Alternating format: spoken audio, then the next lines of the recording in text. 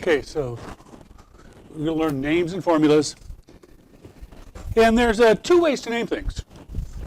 The old way to name things was the person who found something named it. Okay? So what does water tell you about water? What does the word water tell you about water? Does it tell you anything about what's in water? Is it a useful name? Well, yeah, because everybody knows what water is. But that means that you have to memorize what every chemical is out there. That's your only technique if everybody gets to pick their name on the way in.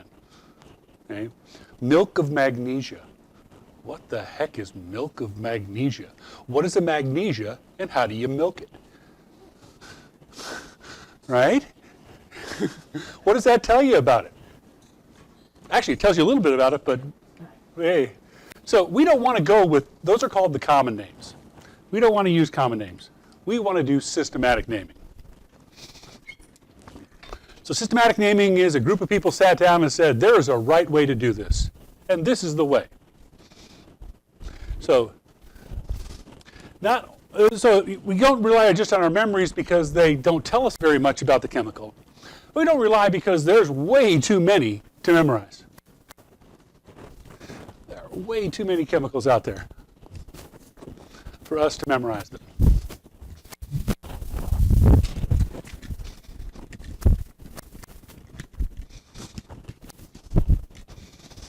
Okay. So we're using a systematic name that starts off with the idea that if you're going to make a compound, you're going to have to put together elements. And what you're really going to have to do is put together atoms. The compounds are made one piece at a time. And we showed those compounds together last unit. How Ca gave its 2 electrons to Cl, to 2 different Cls, so that you could hook Ca and 2 Cls together. Make CaCl2. Okay.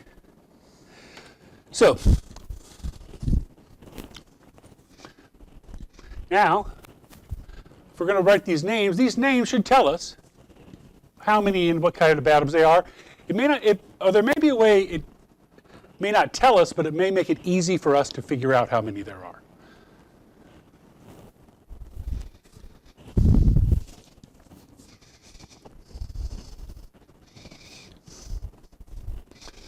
And what type they are. So the name is going to give us a clue as to what kind of atom it is and how many there are. It may come out and say it. It may just give us a clue as to how to figure it out. Okay.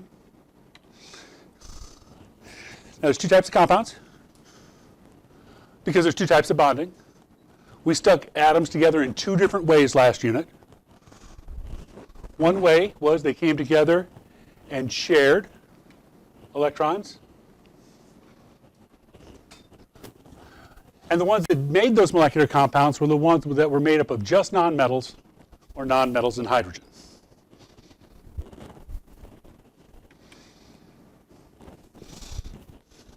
Those are the ones we could talk about the shape of. Those are the ones that we could talk whether they were polar or not.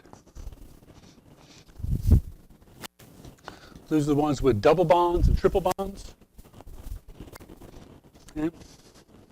Those are the ones that made molecules, where you had these atoms hooked together in this order. Okay.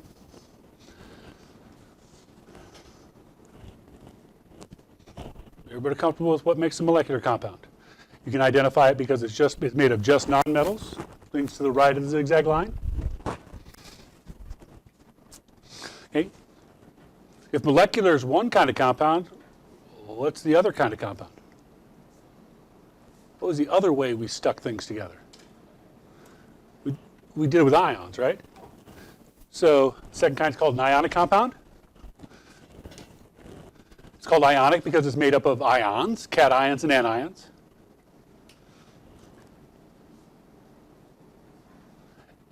And just from the formula, we'll know well, it's ionic because it's going to have a metal, something that makes a cation, and a nonmetal, something that makes an anion. You got to have one of each, at least one of each. You may have more than one of each.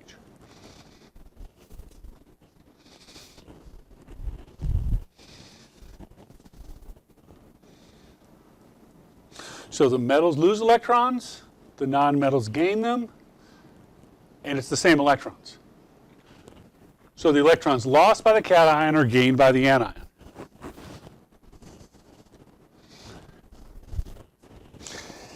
One of the big differences when I assigned these was when we did these, I just had to ask you to figure out how they'd make a compound. And you could figure out their formula by moving dots. Okay?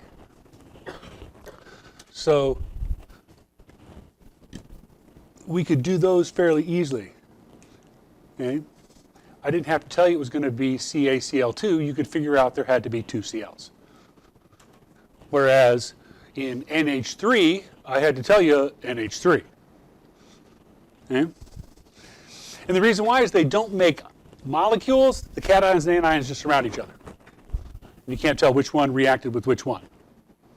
The difference between a molecule and a formula unit.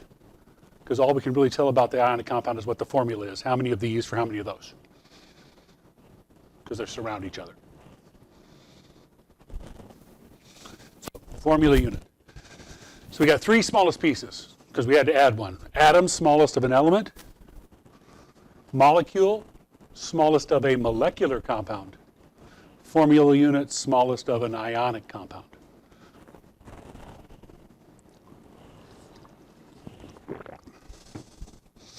Okay, so the first ones we're going to do are the hard ones. Okay, we're going to do the ionic ones first. So to name ionic compounds, first we got to work with ions. So so what charges do the ions get? That's what we need to know. What charges do they get?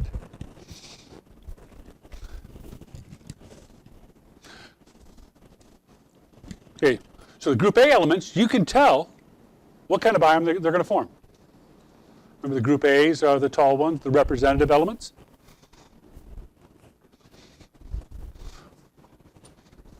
How could sodium look like a noble gas? By losing 1 electron. So it would form a 1+ ion. Okay? Well, once I know that about sodium, what's going to be true about potassium? Yeah, because things in the same group have the same properties. At this time, our stands will be coming by to pick up any undistributed schedules. If you could have them ready for them, I'd greatly appreciate it. Thank you, and have a great day. Where did I put that one? I knew they were coming. I saved it for them. Okay, so one of the things they're going to have in common for the group A's is that they're all going to make the same charge. Okay? What charge will calcium make? Well, calcium, to look like a noble gas, would have to lose 2. So it's going to make a 2+. So that means every alkaline earth metal is going to make a 2+. Okay? And we can go with the first, so we could actually label a periodic table like this. On group 1A, 2A, and 3A, the charge is the group number. We just said sodium and potassium make a 1+. Potassium, calcium, those make a 2+. Aluminum, 3 dots, would lose 3 of them, make a 3+. So 1A makes a 1+, 2A makes a 2+, 3A makes a 3+. Notice how that boron off because it's a metalloid. Okay? And a group, so let's work on the other end. How could fluorine look like a noble gas? By gaining an electron, right? So 1 more electron would give it a 1- charge. So all the halogens are going to get a 1-. They're in group 7, right? Group 7 has to mean that I get a 1- charge. How do I get 1- out of 7? In 5, 6, 7, it's the group number -8. So 7 minus 8 is -1. Or we're going to write it as 1 negative. So oxygen, group 6A, would gain 2. So it's going to be 2 negative. And nitrogen and phosphorus would be 3 negative. Okay, so see how we're using the stuff that we stopped with to move forward. Okay, now that we know how to figure out what ions are going to make. Okay, so if I asked you, what ion would strontium make? 2 plus. Okay. Oh well, see, notice we only do the carbon family. We can't say for certain what they're going to do, because carbon is the non-metal. We gain 4. The next 2 are metalloids, so they can go either way. Tin and lead are both metals, so they would lose. Okay. Okay. So name the ions. We name cations and anions differently. The charge is always the same. If it's one of those cations we just talked about, something in group 1A, 2A, or 3, just write the name of the metal. So you talk about toothpaste, they say sorry.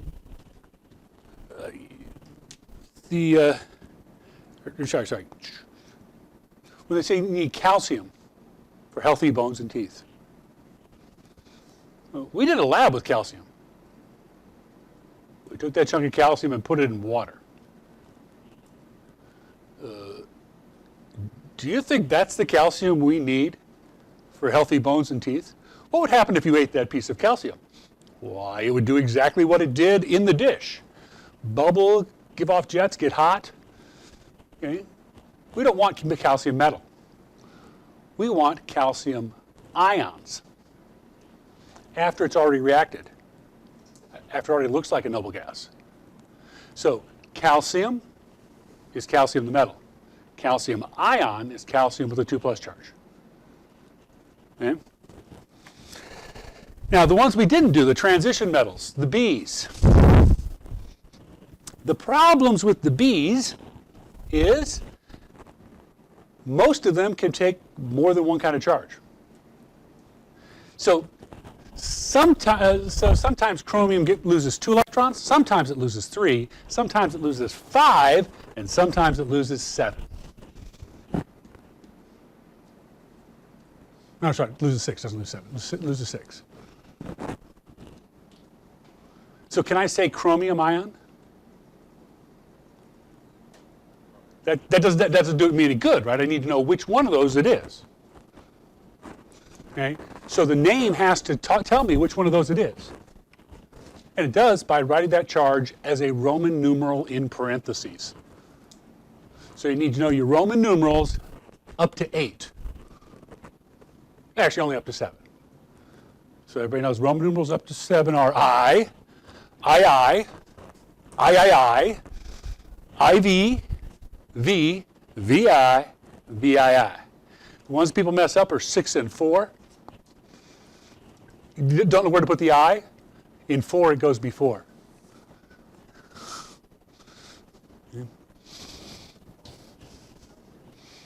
So CO2 plus. CO is cobalt, but I can't call it the cobalt ion because cobalt is here.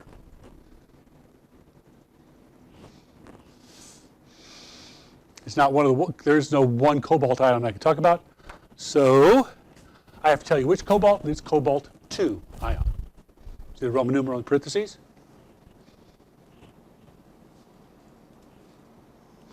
So cobalt is a silvery metal. Cobalt 2 is an ion. Okay, that's how you name the positive ions. All you have to do is decide, do I need a Roman numeral or do I not need a Roman numeral? One decision. How do I decide? If it's in the A's, I don't need a Roman numeral. If it's in the B's, I need a Roman numeral. If I know what charge it's going to make, I don't need a Roman numeral. If I don't know, then I need a Roman numeral. Okay, now there's a few, like silver, cadmium, and zinc, that only form an ion. So they don't get Roman numerals. So a few transition metals that are exceptions. I'll give you a list. It's a list you're going to have to memorize, but You'll memorize it by practice.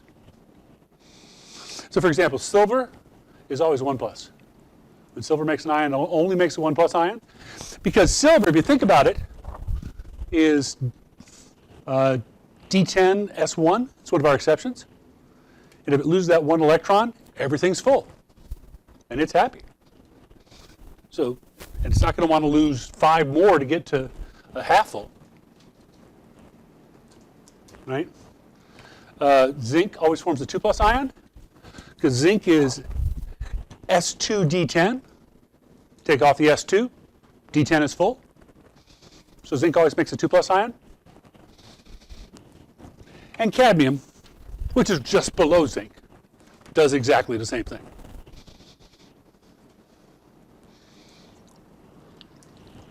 Those are 3 exceptions that you'll have transition metals where they don't get Roman numerals.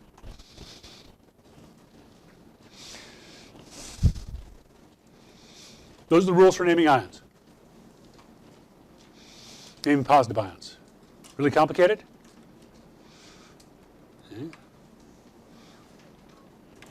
So what is the name of that?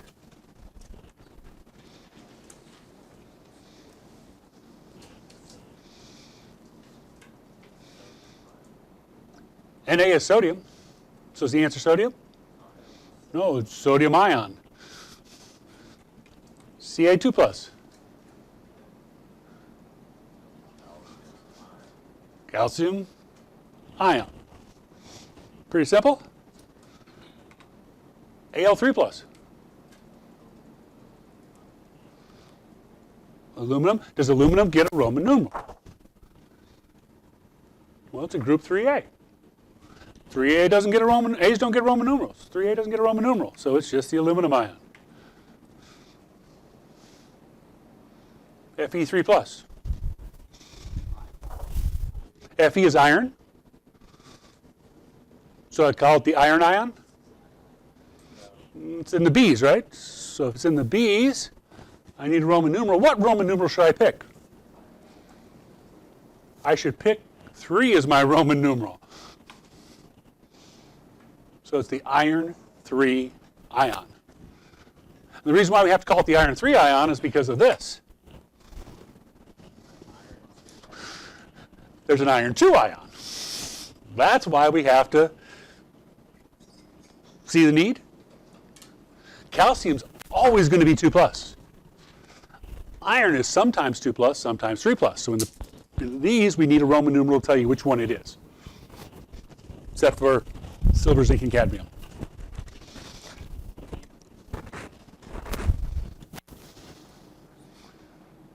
Where's PB?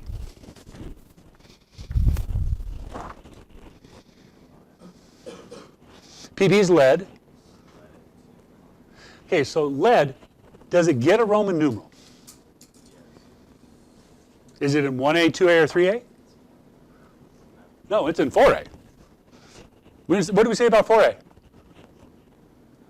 Nothing. We said nothing about 4A, did we? And that was on purpose, so that we could know that we had to write the lead 2 ion. This is in 4A. We said 1A, 2A, and 3A. We don't need Roman numerals. The other ones we do for the metals, except for silver, zinc, and cadmium.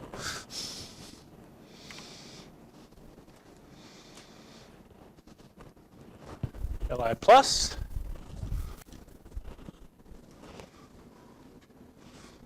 Do I need a Roman numeral? No. That's all I got to decide. Do I need a Roman numeral? Lithium ion. Really complicated? Those are the hard ions. Okay? Now we should be able to go both ways. Write the formula for the potassium ion.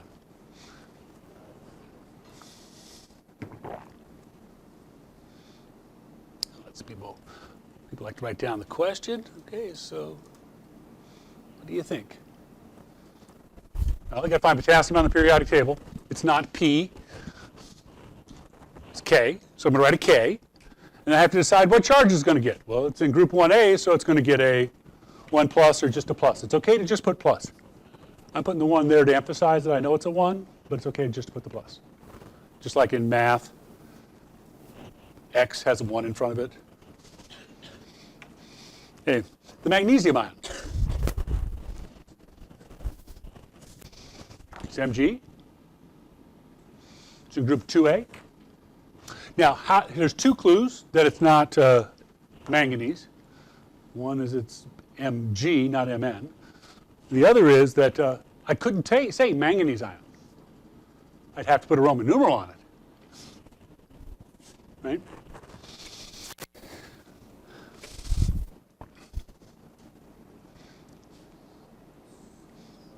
Copper 2 ion.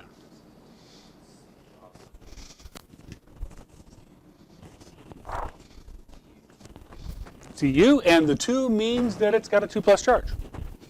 Those are even easier. It's easier this way for transition metals because they tell you what to write as a charge.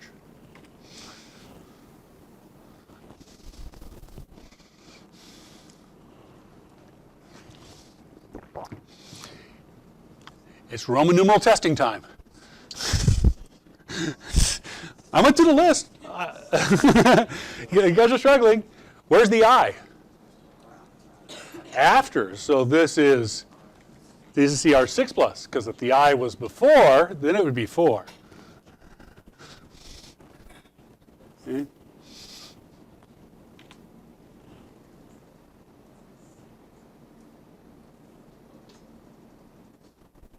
Hey, notice there's no Roman numeral. That tells you where to look for it. You don't have to search the whole table. It's got to be in 1, 2, or 3, right? So it was Ba, and Ba gets it's in 2A, so it gets a 2 plus charge. Okay. The mercury 2 ion. Hardest part is finding mercury on the periodic table. You know where to look, though, don't you? It's got to be a transition metal. Of course, mercury is Hg. It's Hg, that's mercury. What's its charge going to be? It says right there, 2 plus. Okay. Yeah. Oh yeah, same for intertransition because they're not in 1A, 2A, or 3A. Okay, now the other ions. We did we're doing the hardest ones first and then going to the easier ones. Notice where the nonmetals are. The nonmetals are over in columns where we know where they're at. So they're not going to have multiple charges. So I'm not going to need Roman numerals for them. Remember, the Roman numerals were about charge.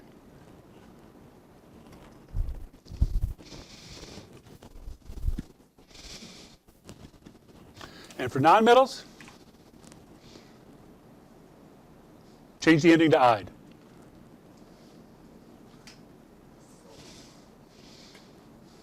There, that's it.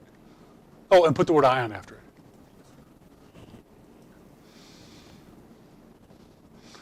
So, if I want to name F minus, okay, I look up F on the periodic table and say fluorine, and I take off the ene and stick on I and ion. Fluoride ion. In your toothpaste, you do not want fluorine. Fluorine is a poisonous gas. It will kill you. You want fluoride. After it's already gained that electron, is not hunting for anymore.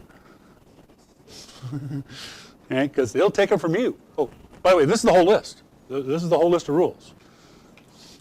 So name this. Cl minus. Cl is chlorine, so Cl minus would be chloride ion.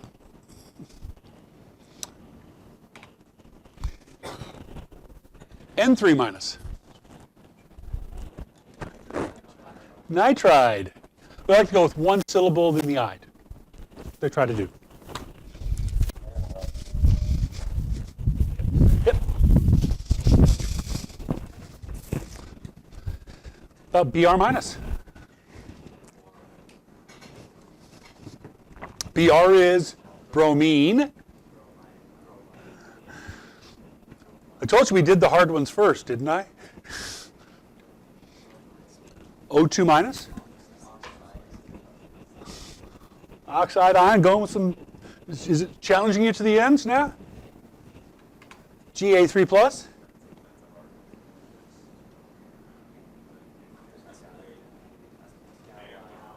Of course, it's the gallium ion.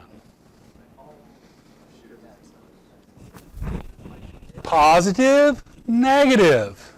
Positive, negative. Cation, anion. There's only two sets of rules. You got to figure out which set of rules to use first.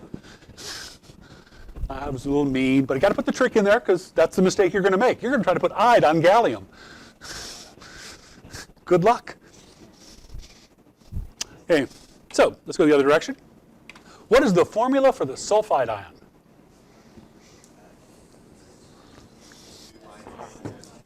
S2 minus. Really bad?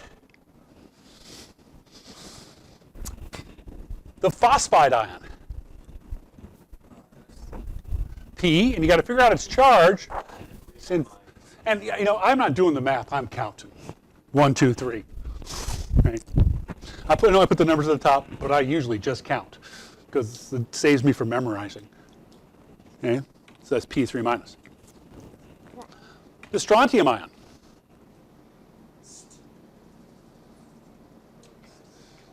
Whoa, whoa, whoa. Where should you look? Doesn't end in ide. Okay, doesn't end in ide. Okay, doesn't have a Roman numeral. So it's got to be in column 1A, 2A, or 3A. SR2 plus. See what? So just like I tried to trick you with a positive and negative on the last slide, this time I put ides versus not ides. That's the whole trick. It's not much of a trick. Okay, so to write the formulas for compounds, the charges have to add up to 0. We don't have to go through all the dots that we did on the last one to show how they form. We know that Ca and Cl ended up as CaCl2. But the charge on Ca would be 2 plus, the charge on Cl would be 1 minus, and there's 2 of them. So that's 2 negatives, 2 positives, ends up to 0. Have to add up to 0 because every electron the metal loses, the non-metal gains, so we still got the same total number of protons and electrons. We've just changed who their partners are.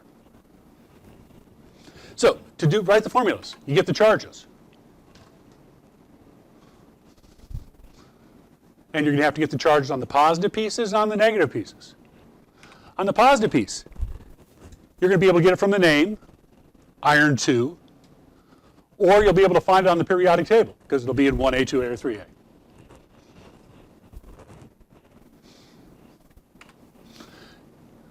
Okay. Anions from the periodic table, or I'll bring this up again a little bit later.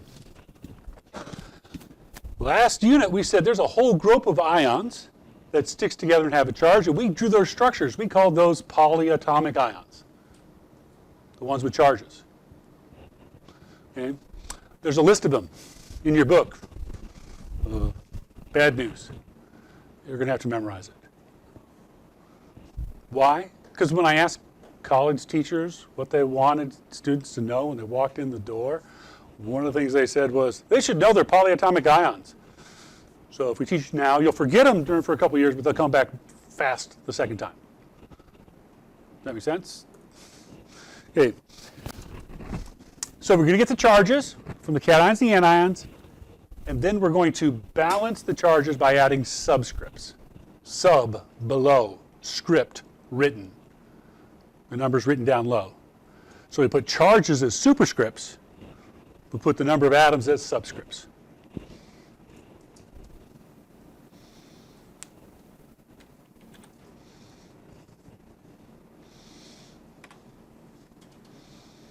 So, write the formula for calcium chloride.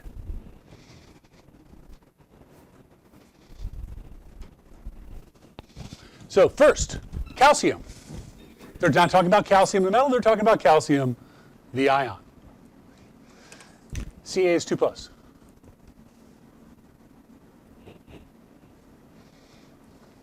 Calcium is Ca 2 plus. Chloride is Cl1 minus.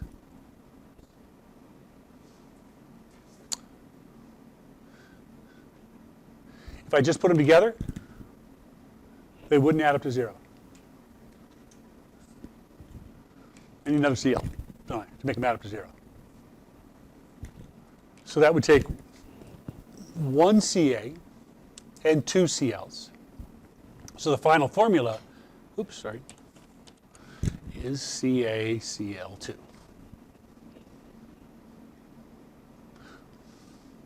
Everybody see how this adds up to 0? My total positive is 2 positive. 2 things that are -1 makes 2 negatives. Easier than drawing dots? How'd you like if I made it even easier? That you didn't have to do the math to figure out that this would be a 2.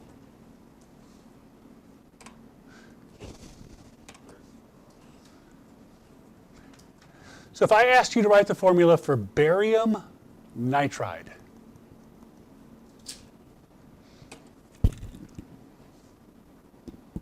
you look up barium on the periodic table, it would be a 2 plus, just like the calcium was. Nitride would be nitrogen with a charge, nitrogen 1, 2, 3, and 3 minus. Do those add up to 0? Okay, we could start adding pieces along the way, but there's a couple other ways. I need 2s and 3s to run into each other. What is the least common multiple of 2s and 3s? 6. So I'm going to end up with 6 charges, which would take 3 bariums and 2 nitrogens. You see that the 6 is where they're going to run into each other? But it says crisscross up here because the easiest thing to do is just take that 2 and write it there, and that 3 and write it there.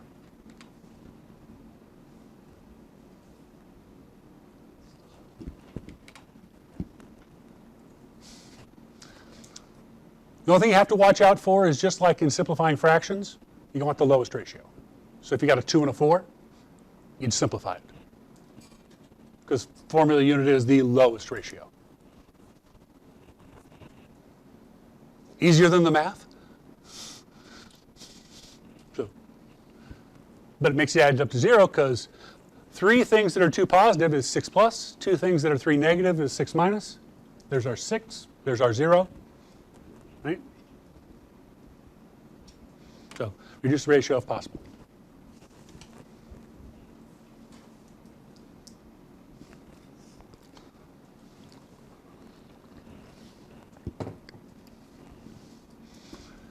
So write the formula for lithium sulfide.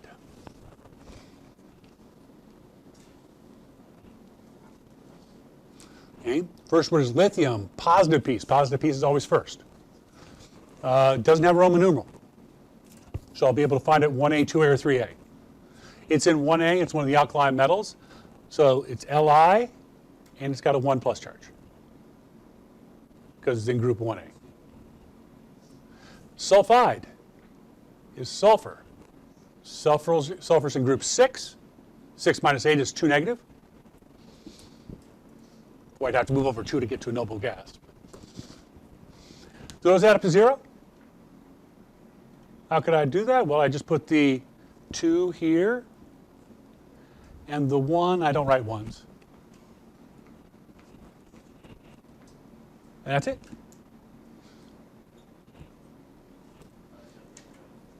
No, I don't know. When it's neutral, I'm done. It's neutral, I'm done, so I don't want the charges there. Because if I leave those charges there, I'm going to think it's charged. Right? If you leave charges in both places, you'll look at the end and say, oh, this has got a charge. No, it doesn't.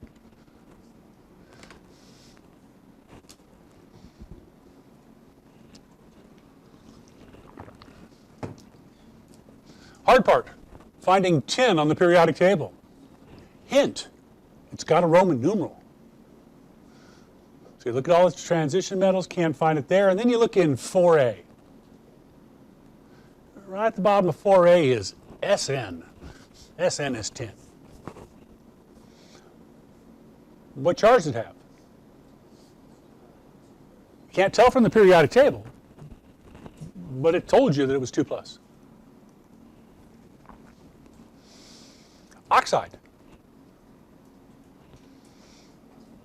Oxide is oxygen. It's in group 6A. 2 minus.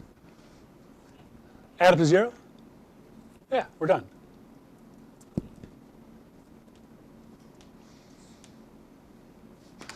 That one was snow. This one's snow too.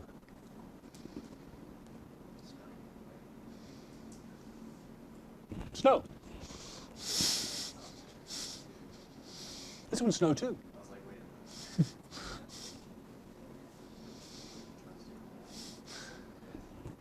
So SN, 4 plus, O, 2 minus, add up to 0. Oh, crisscross, SN2O4 adds up to 0. But it's wrong. Is it the lowest ratio? No, it's not. I can reduce that to SNO2, which still adds up to 0.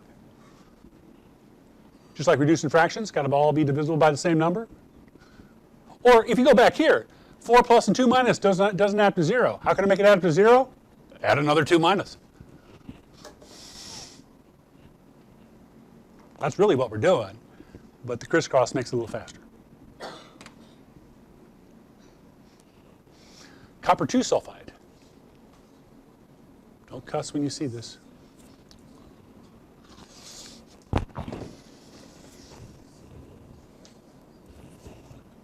Okay, copper Cu. Got a Roman numeral. I'm going to trust the Roman numeral because that's why they put it there. Sulfide. Well, I already did sulfide up top, so I don't even have to look that one up. It's S2 minus. That doesn't change. Add up to 0. Why do we do it? Just because. Only so. Hey, iron 3 phosphide.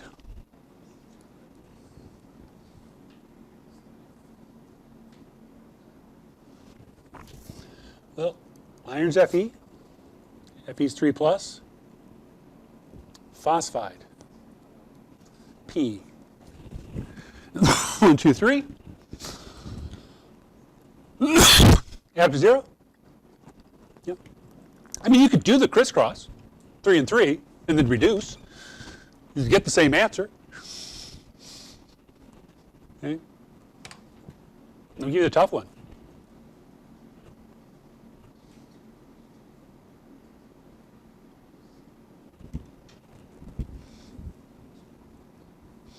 Iron's still Fe. This time it's 3 plus, not 2 plus. Sulfide, we saw was 2 minus. Add up to 0? No, we could figure out they're going to run into each other at 6, or we could just crisscross and put that 2 there.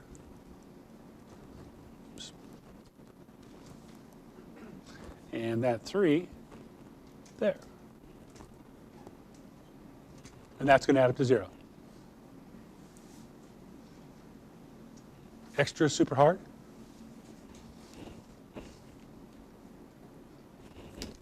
Okay.